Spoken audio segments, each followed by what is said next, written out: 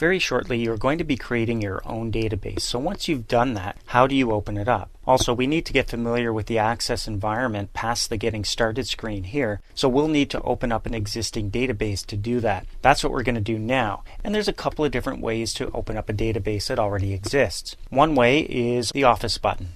If you're accustomed to using other applications like Microsoft Word or Excel, for example, you know you can click the Office button, come down to the Open button and give it a click. Control-O on the keyboard is the shortcut. And then navigate to the Lesson 1 folder of your exercise files. You'll find Personal Inventory there. Clicking that and then clicking Open will bring it up on the screen. Alright, so here's my home inventory list that's somewhat started. Now I'm going to close that by going back to the Office button and I'm going to come down to Close Database. I don't want to go up to the red X in the top right corner because that will close Access altogether. Another way to open up an existing database is from over here on the right hand side of the Getting Started screen under Open Recent Database. Now I can come right here to this top one. That's the one I most recently used, my personal inventory. Click it once and again it opens it up for me. I'm going to close that down one more time and show you a couple other ways. Now if the database does not show up on your most recently used list of databases, you can click More, and again you would navigate to your exercise files.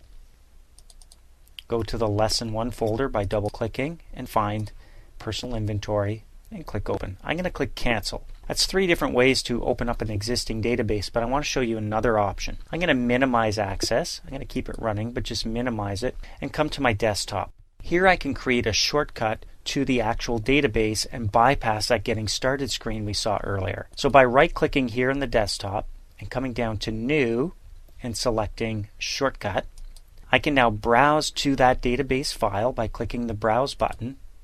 And I'm going to go up to my desktop here, down to Exercise Files. I'm going to go into my Lesson 1 folder, and there it is, Personal Inventory. So when I click on it and I click OK, all I have to do is hit the Next button now to see the name that's going to show up, and I can change that if I want. Personal Inventory is good. I'm going to leave that there and click Finish, and now I've got a shortcut to my actual database. So I don't have to launch Access. I can go right in here. I can double click Personal Inventory. It will launch Access and take me directly to my database called Personal Inventory. So there you have a few different ways to open up an existing database. Next, we're going to get used to and familiarize ourselves with this new environment.